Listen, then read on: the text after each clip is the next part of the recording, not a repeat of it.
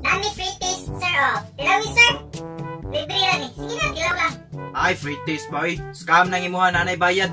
Si sir, pud, uy. Nabi na free taste nga, naibayad. Libre, yun na. Oh, sige na, sir, oh. Be, tilawan ta na, be. Ano, sir? Unsa man dahil ni di ay?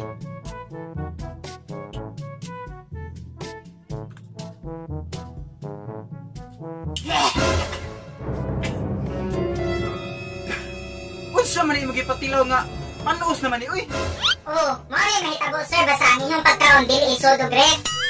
So, palit na mo ang imong ref na baligya, sir, para dili mapanos inyong mga pagkaon.